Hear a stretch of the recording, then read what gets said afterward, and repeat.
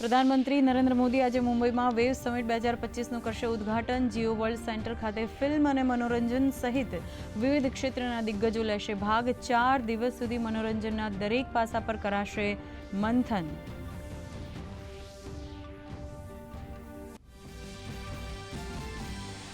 આજે ગુજરાત અને મહારાષ્ટ્રનો સ્થાપના દિવસ। પ્રધાનમંત્રીએ ગુજરાત ગૌરવ દિવસની આપી શુભકામના। કહ્યું, રાજ્ય એ પોતાની સંસ્કૃતિ, ઔદ્યોગ સાહસિક ભાવના અને ગતિશીલતા દ્વારા બનાવી એક અલગ ઓળખ। રાજ્ય પ્રગતિની નવી ઊંચાઈઓ સર કરે તેવી કામના। તો મહારાષ્ટ્રના સ્થાપના દિવસની પણ પાઠવી શુભકામનાઓ। ગુજરાત ગૌરવ દિવસ નિમિત્તે મુખ્યમંત્રી ભૂપેન્દ્ર પટેલનો પ્રજાજોગ સંદેશ। 65માં ગુજરાત સ્થાપના દિવસની નાગરિકોને પાઠવી શુભકામના। કહ્યું, દેશ અને દુનિયાને વિકાસની નવી દિશા બતાવનાર મોડેલ સ્ટેટ બનશે ગુજરાત।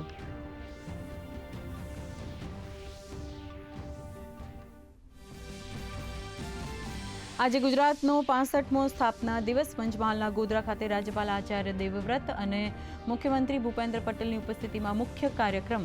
મુખ્યમંત્રી ₹650 કરોડના વિકાસ કાર્યોનું કર્યું લોકાર્પણ અને શિલાન્યાસ। તો મુખ્યમંત્રીએ ગોધરામાં નવનિર્મિત આઈજીપી ઓફિસનું કર્યું લોકાર્પણ।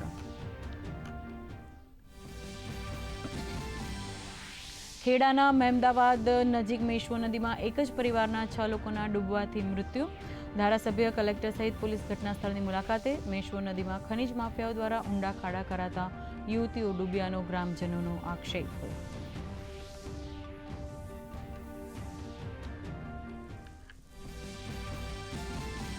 અમેરિકાના વિદેશ મંત્રીએ પહેલગામ આતંકી હુમલાની કરી નિંદા। વિદેશ મંત્રી ડોક્ટર એસ જયશંકર સાથે વાતચીતમાં દર્શાવી અમેરિકાની આતંકવાદ વિરોધી પ્રતિબદ્ધતા।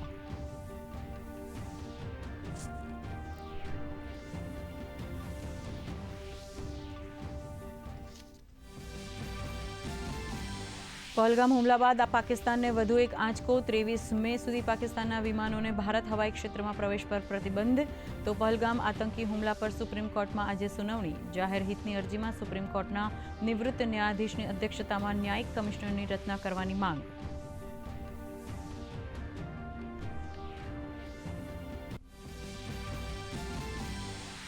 રાજ્યમાં ખેલ મહાકુંભ 3O અંતર્ગત રાજ્યકક્ષાની રમતોનું આયોજન। અરવલ્લીની અંડર 17 હોકી ટીમે જીત્યો ગોલ્ડ મેડલ।